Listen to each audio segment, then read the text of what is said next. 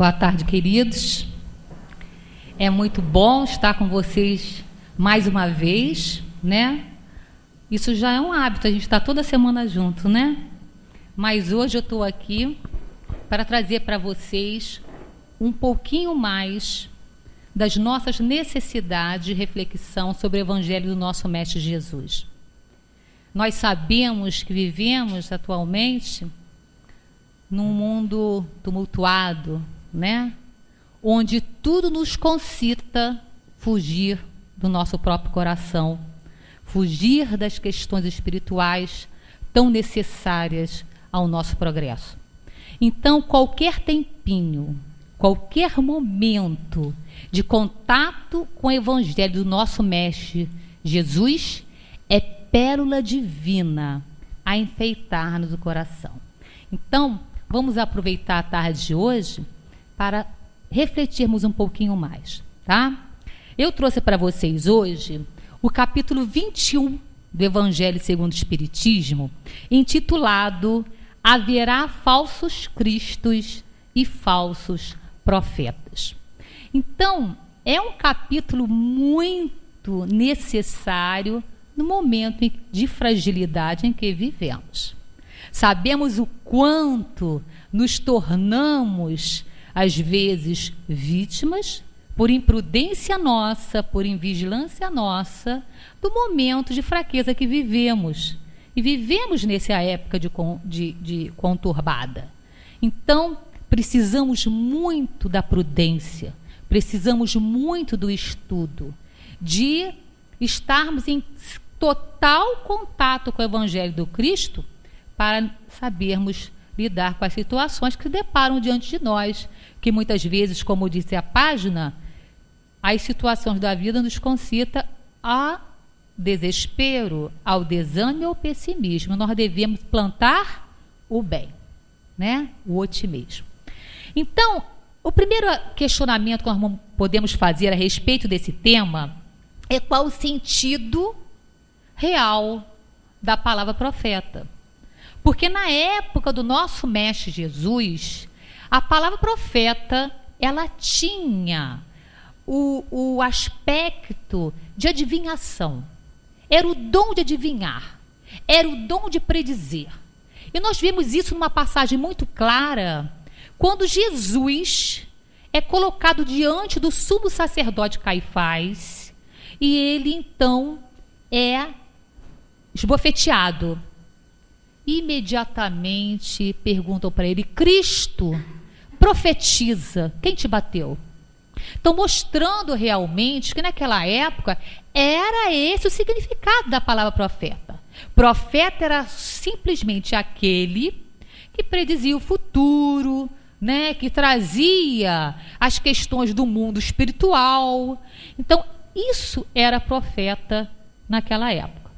Hoje em dia nós sabemos que profeta até pode prever o futuro, mas não é condição necessária. Hoje nós podemos ver que profeta é todo missionário divino, todo aquele ser que entre nós vem na missão de trazer luz para a humanidade, de trazer conhecimentos para a humanidade, de trabalhar intensamente com o Pai, a fim de fazer com que a humanidade avance, com que a humanidade progrida. Então, esse é o profeta. Então, hoje em dia, todo emissário divino é profeta. Não tem necessariamente que predizer o futuro.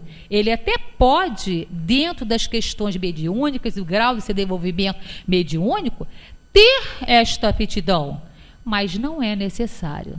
Nós vamos ver o profeta em vários campos do conhecimento, não somente das questões religiosas. Então, profeta hoje em dia tem uma visão muito mais ampla, porque se aproxima das visões divinas, do que é espiritual. Então, o profeta será sempre aquele ser a clarear nossas mentes, a nos amparar, a conduzir a humanidade para uma situação melhor. E o Cristo sabendo que os falsos profetas, assim como os verdadeiros profetas, sempre existiriam, porque estamos no mundo de provas e expiações. Então nos deparamos com o bem, mas também nos deparamos com o mal. Então, Cristo, sabendo disso, ele dá um símbolo para a gente, para que a gente possa detectar. Como que eu vou saber quem é o verdadeiro profeta? Como eu posso ter a certeza que estou diante de um falso profeta? E ele traz um símbolo. E esse símbolo, vocês lembram qual é? Alguém lembra? Qual é o símbolo característico? A árvore. Não é? A árvore. Vamos ver lá o que diz Mateus. Não, aqui Lucas. Tem Mateus, mas vou ler para vocês a colocação de Lucas. O Cristo traz a árvore como essa imagem, como o símbolo que nós temos que ter para detectar o verdadeiro, né, profeta. Então ele diz assim: a árvore que produz maus frutos não é boa, e a árvore que produz bons frutos não é má. Porquanto cada árvore se conhece pelo seu próprio fruto. Não se colhem figos nos espinheiros, nem cachos de uvas nas sarças. O homem de bem tira boas coisas do bom tesouro do seu coração, e o mal tira as mais do mau tesouro do seu coração, porquanto a boca fala do que está cheio o coração. Então o símbolo é da árvore, porque é pelos atos, é pelos frutos que a árvore dará, é que eu conheço se aquela pessoa é verdadeiro profeta, se aquela pessoa é um falso profeta. Então a gente precisa analisar se o que a pessoa traz de mensagem, de conhecimento, de princípios, está de acordo com o que ela faz.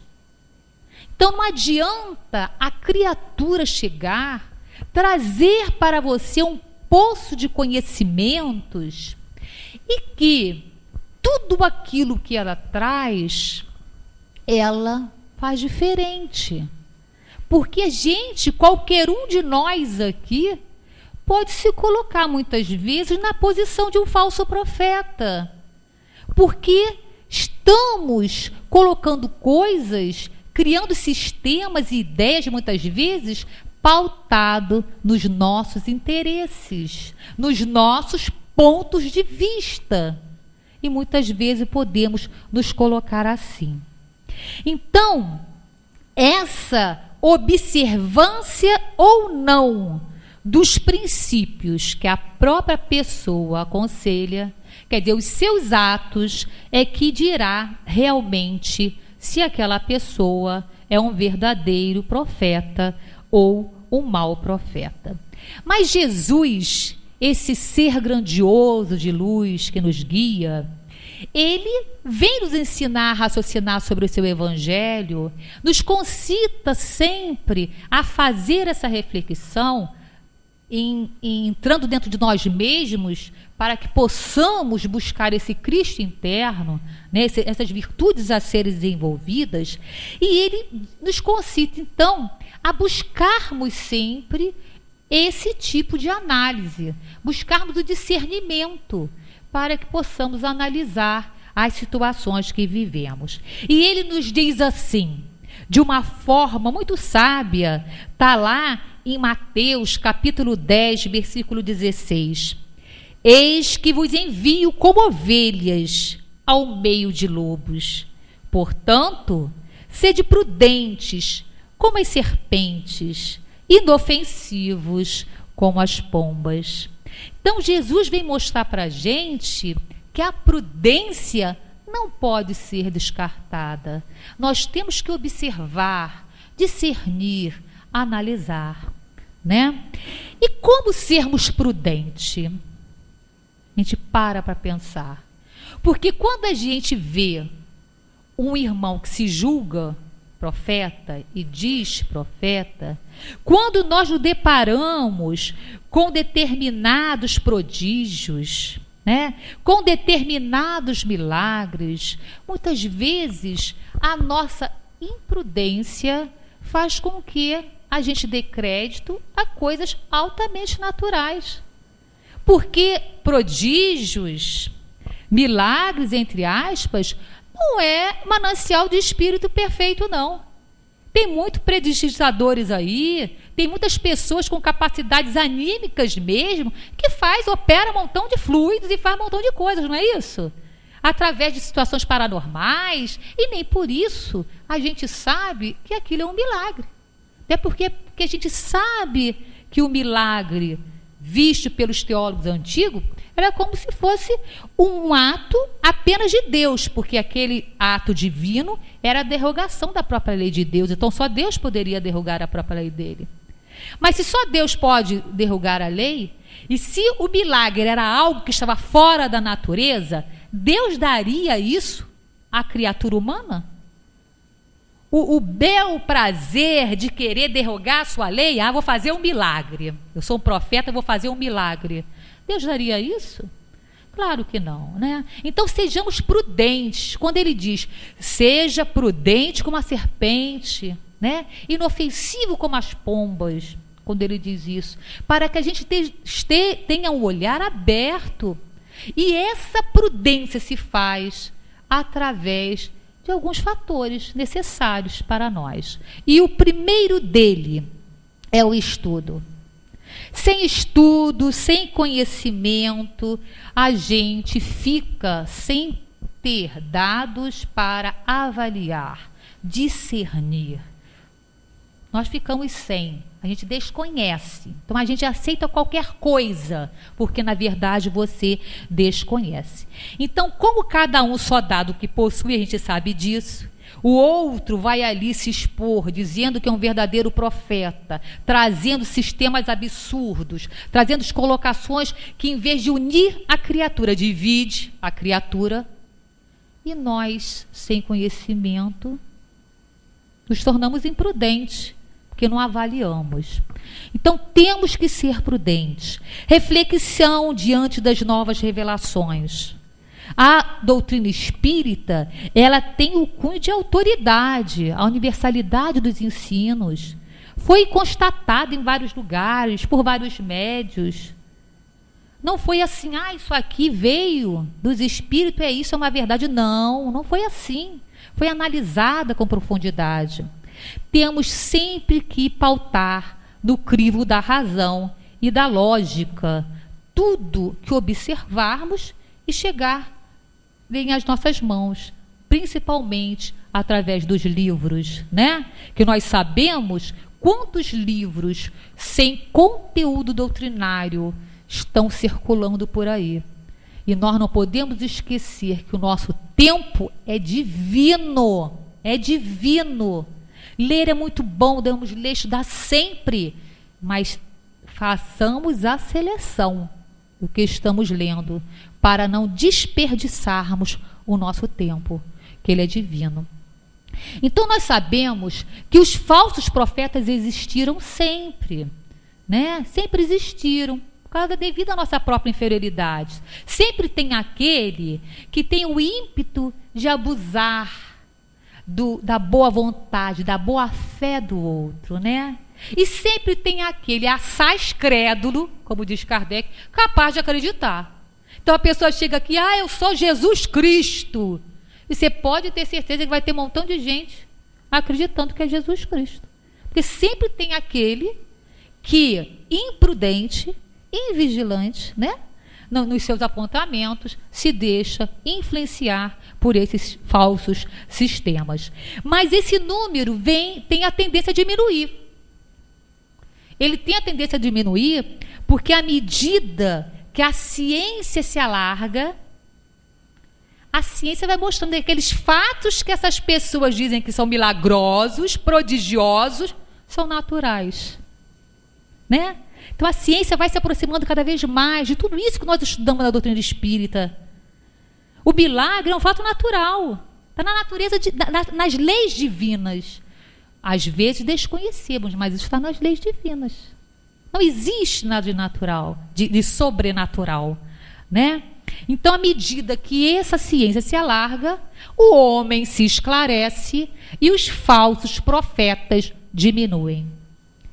E aí a gente para pensar assim, e nós, espíritas, muitas vezes somos dados por falsos profetas, não somos? Muitas vezes.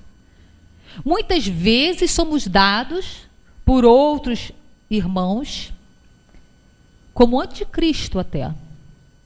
Não percebem sequer que a doutrina dos espíritos é o cristianismo redivivo. A doutrina dos espíritos permanece e cresce cada vez mais, porque caminha com o Cristo. O Cristo está presente na nossa doutrina.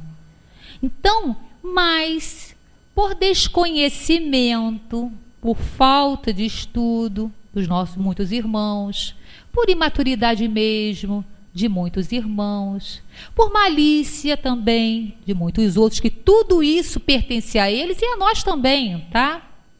Nós somos vistos como falsos profetas.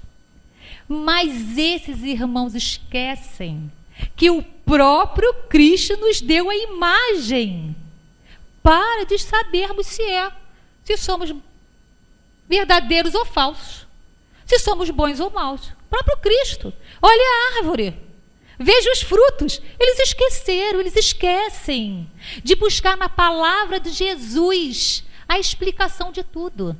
Porque tudo tem uma explicação. Busca a palavra do Cristo, você vai ver se não tem. Então eles esquecem que se eles observassem, esses irmãos observassem os frutos que a doutrina espírita traz hoje, trará cada vez mais à humanidade, ele observar que o espiritismo é uma árvore magnífica, é uma árvore bondosa, porque traz consolação ao coração humano, traz esclarecimento, traz as leis espirituais a regir as nossas vidas, traz a força que necessitamos para vencer os obstáculos de cada dia. O Espiritismo traz para a gente coisas que a gente sequer tem noção, porque às vezes passa esbarrando por nós conceitos que nós só vamos assimilar daqui a um tempo. A gente lê hoje, aquilo não penetra, mas daqui uns meses ou daqui uma dor que venhamos nos deparar, e aquele conceito vem à tona, aquilo vem. Então, muitas vezes o Espiritismo, na sua grandiosidade, nessa árvore grandiosa, nos faz tão bem que nós não percebemos. Vamos perceber, como eu falei, na hora da dor. Nós estamos experienciando aqui na nossa casa a dor de uma irmã adoentada, que nós temos a oportunidade bendita, nós, vários grupos da casa, de atendimento do passe em domicílio, estamos tendo a alegria de conviver com essa irmã. E essa irmã tem demonstrado para a gente o verdadeiro espírita diante da dor. Porque a gente visita quando chega lá, uma alegria só, ela recita poesias para a gente, ela fala da própria dor, e ela não está num estado que ela vá se livrar dessa situação, não, dela não, tá? Ela está num estado caminhando para um desenlace, né? Então, essa irmã, devido ao quadro dela, a gente não está definindo aqui prazo, nada disso, estou dizendo o estado dela não é um estado de retorno, tá? Que ela possa recuperar a saúde. E ela sorri, e ela faz poesia, E ela brinca com a própria dor, falando da morte, dizendo: se esse meu tempo é curto, eu vou vivê-lo com amor, eu vou vivê-lo com alegria. As pessoas que já estiveram com ela sabem o que eu estou falando e sabem que é verdade o que eu estou falando, porque ela demonstra muito equilíbrio nessa hora que para muitos de nós seria um momento de desespero, tá? Então, esta doutrina só pode ser uma árvore boa. Ela dá bons frutos. Olhemos ali, Dona Meca. A nossa casa não se prende nisso aqui só, não. Que parece pequeno, que a gente sabe que é enorme. Olhemos a obra assistencial da Dona Meca. Quantas crianças são auxiliadas? Quantos pais? Olhemos a Casa Lar. Já foram na Casa Lar? Quantas crianças amparadas e atendidas? A Casa Lar de Baltazar, não é? O Núcleo Chico Xavier, o GAPEB, a Vila Sapê, quantos ali amparados? Isso nós estamos falando de uma única casa espírita. Uma casa onde o espiritismo é praticado com fidelidade, onde buscamos fazer o que o mestre veio nos ensinar, que é amar. E para amar, precisamos fazer pelo outro o que gostaríamos que ele fizesse por nós. E isso se traduz numa palavra chamada caridade. Então, isso é o fruto do espiritismo.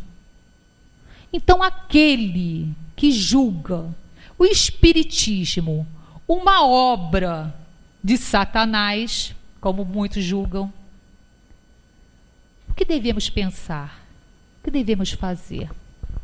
E eu vou dizer uma coisa para vocês, que certa vez um espírito amigo me intuiu. Ore por eles. Nós não temos que ter nenhum outro pensamento para com esses irmãos. Nós temos que ter o nosso pensamento de compreensão, porque cada um está no seu momento de aprendizado, cada um está no seu momento de compreender as verdades do nosso Mestre Jesus. Então, oremos.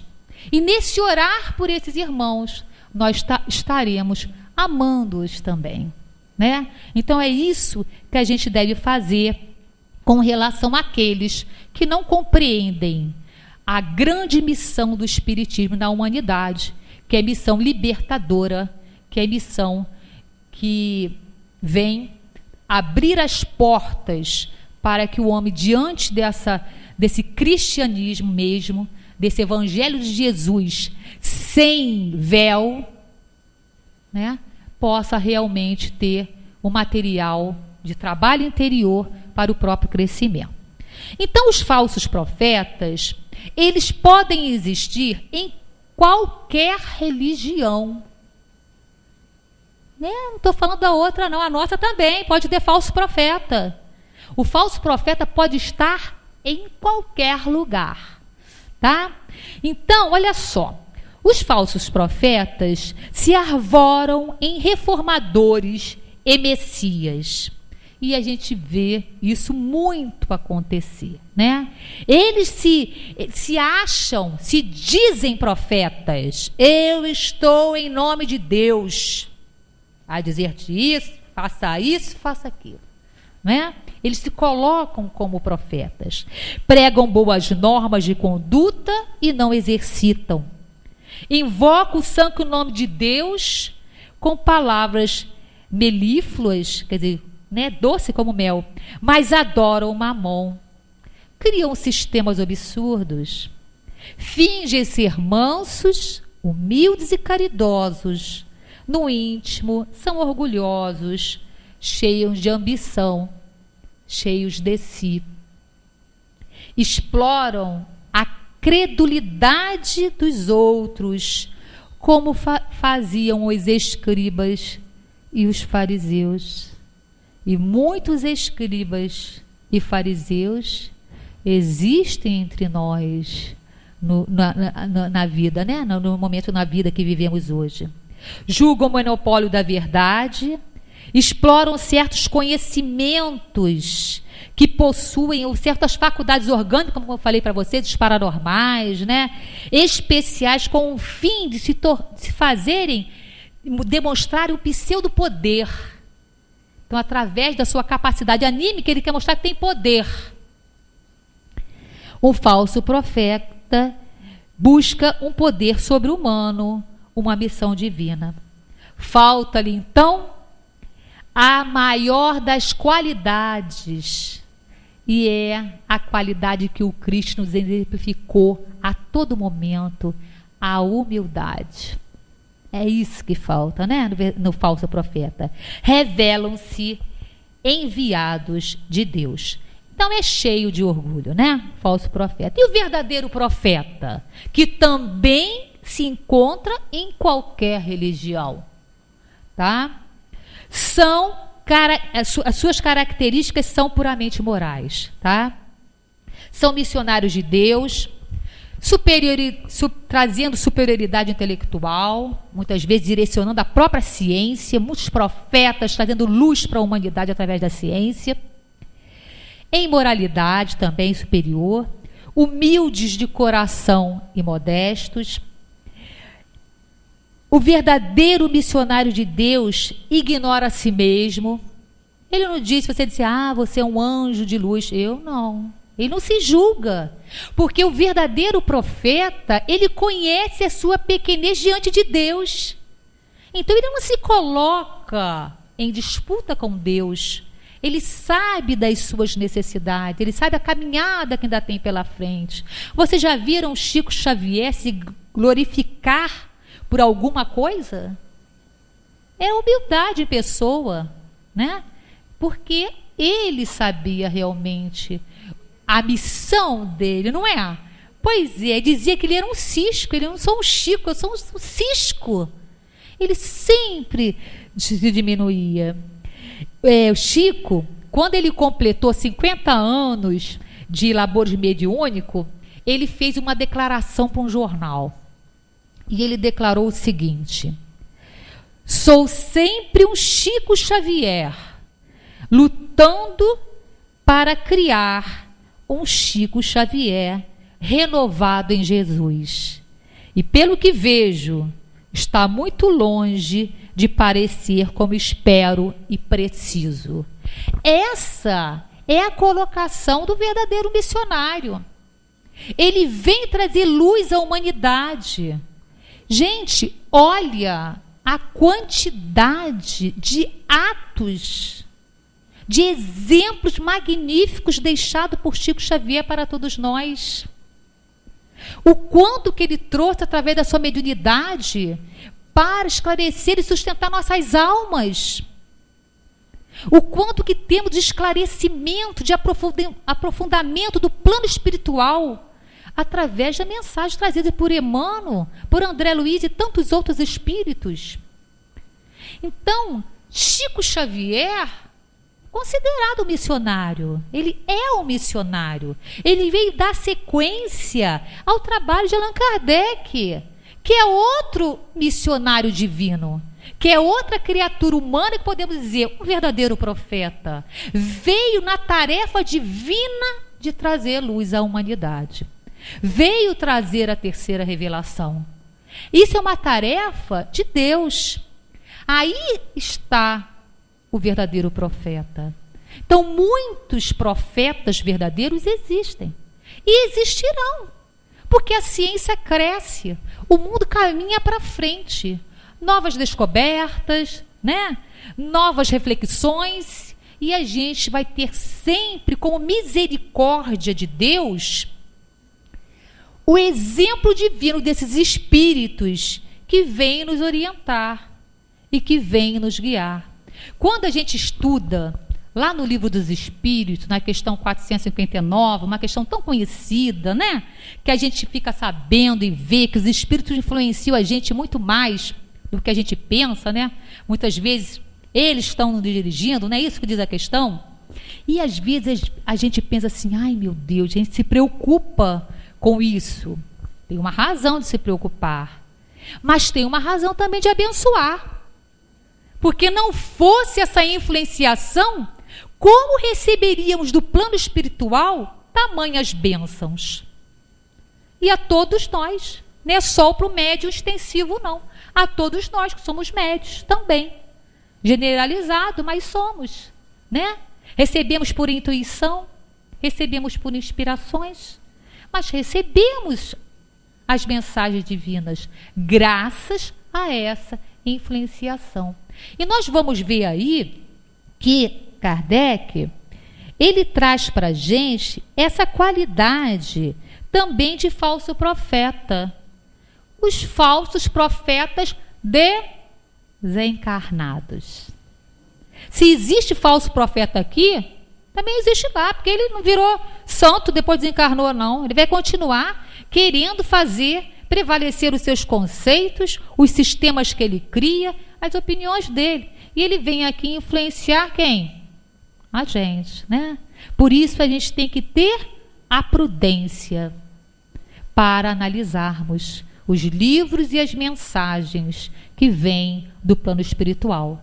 E Kardec nos alerta sempre para botarmos tudo no crivo da razão e da lógica, para que possamos, então, né, tirar o bom fruto das mensagens.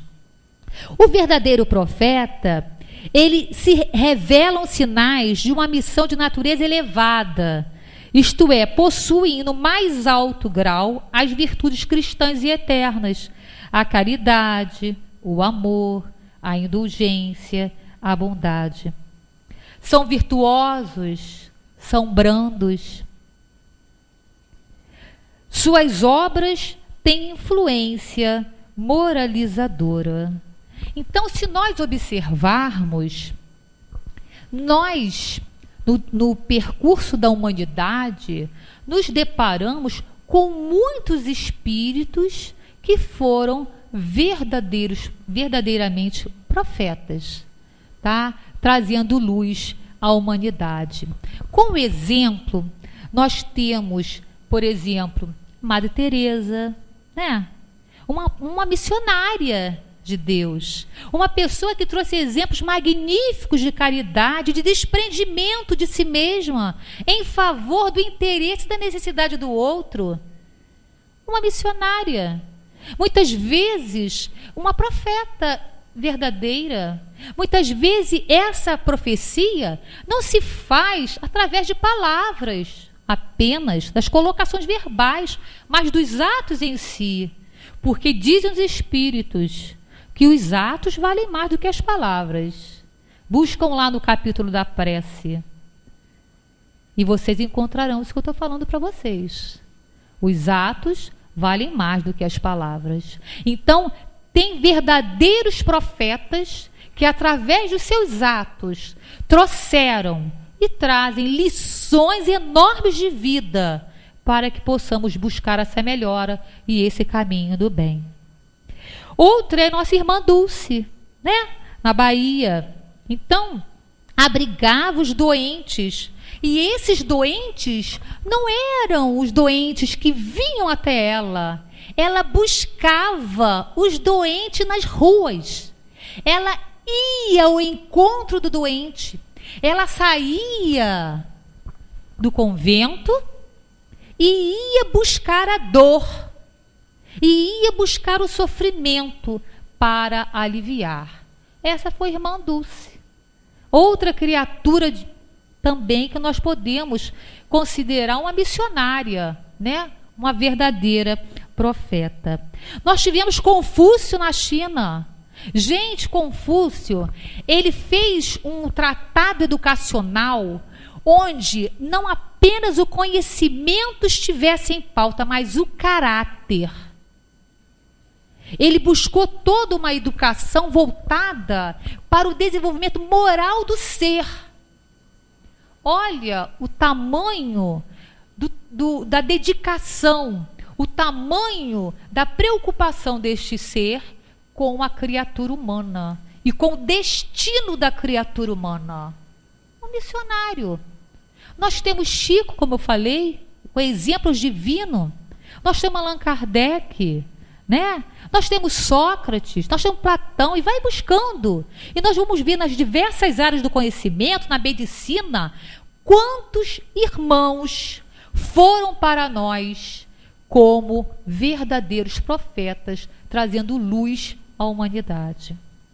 O importante na questão de hoje, a gente perceber, é que cada um de nós está envolvido nesse quadro. Quando a gente fala assim, quem será o falso profeta? Quem será o verdadeiro profeta? Parece que a gente está sempre se referindo quem? Ao outro, não é isso? A gente está sempre se referindo ao outro. Mas muitas vezes nós estamos nesta posição. Então, busquemos fazer dessa doutrina espírita, que é uma árvore bendita do céu, não é? Que dá frutos maravilhosos. Busquemos fazer desta doutrina uma oportunidade bendita de nós exemplificarmos o Evangelho de Jesus e podermos, nas nossas pequeninas atividades, sermos realmente um profeta, ainda que pequenino, nas nossas missões pequeninas. Sejamos um exemplo para o outro, conduzindo o outro a um bom caminho. Seja o nosso filho, seja o nosso parente, seja o nosso amigo, o nosso vizinho. Busquemos dar sempre esse bom fruto, para que as pessoas possam olhar e dizer, mas a Ayla, poxa, não poderia esperar outra coisa dela? Ela abraça tão dedicadamente a doutrina espírita. Que nós sejamos isso, que as pessoas possam ver sem nenhum cunho de vaidade, mas com fidelidade à doutrina, buscar trazer para a nossa vida essa árvore bendita, que é a doutrina espírita, e que nós vamos, através de nossos atos, mostrar os frutos que ela dá. Ela é bendita, mas se guardarmos na gaveta o livro e ficar ali, cadê o fruto? Então, sejamos os frutos bons que o Espiritismo traz, nos ensina, não é? Nos abençoa, nos esclarece. Então, André Luiz, eu trouxe para vocês aqui uma mensagem de André Luiz, duas mensagens. Uma vou ler rapidamente e uma para a gente finalizar. Essa mensagem está no livro Vivendo o Evangelho, volume 2, e André Luiz, ele nos concita a pensarmos exatamente nesse capítulo sobre os falsos espíritas. Eu achei interessante, porque o tema aborda o que é verdadeiro e falso, e eu acho importantíssimo que isso não fique fora de nós, que isso fique dentro de nós, né? Então diz André Luiz assim: o processo de sintonia mental não se restringe apenas à atividade mediúnica, mas é acontecimento comum na vida diária. Em razão disso, o espírita, sem compromisso com a mediunidade, também está sujeito à influenciação enganadora dos falsos profetas do mundo espiritual, atuando com desenvoltura no meio doutrinário. Já até falamos, né? Dominam as reuniões de estudo e são prepotentes. Escrevem jornais e desacatam companheiros. Publicam livros e difundem ideias perturbadoras. Tumultuam assembleias e sentem-se donos da verdade. Atacam as instituições e pregam dissidências. Discordam no serviço assistencial e criticam o esforço fraterno. Discutem com hostilidade e não aceitam contestação. Alardeiam ideias reformistas e agridem a codificação espírita. É importante manter vigilância sobre o campo mental para não ser instrumento da mentira e da intolerância. Os falsos profetas do espaço existem realmente. Pior do que isso, porém, é a submissão a eles, transformando companheiros incautos em falsos espíritas na Terra. Olha a nossa responsabilidade, o nosso compromisso com a própria evolução e com o que estamos fazendo com esta árvore bendita que é a doutrina espírita. Então, olhemos os frutos que estamos dando. Busquemos realmente observar a nós mesmos e procurarmos em nós pontos iluminativos para fazê-los crescer, para distribuirmos, a fim de que sejamos esse exemplo da árvore boa que dá bom fruto. Então, para finalizar, meus queridos, eu trouxe uma mensagem de André Luiz aqui. Essa é bem rapidinha, mas André Luiz, ele é conciso e profundo, né? Então ele traz uma mensagem maravilhosa do mesmo livro, que é chamado assim, desse capítulo que estamos estudando hoje, Mensageiro de Deus.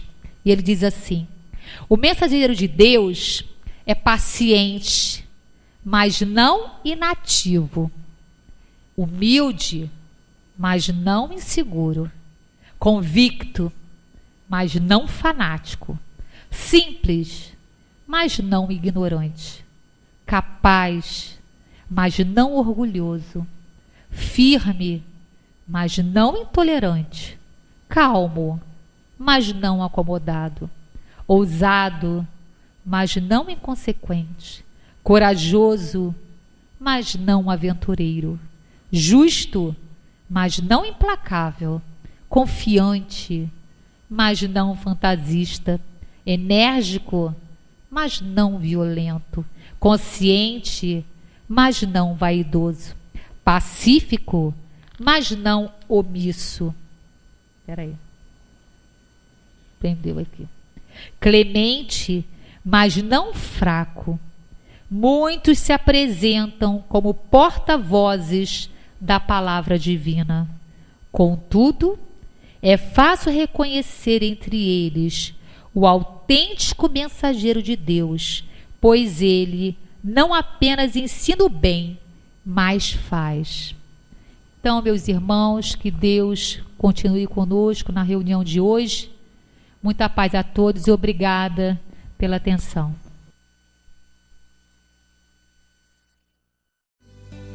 Nesta jornada, pelos caminhos da luz, querido Eurípides, apóstolo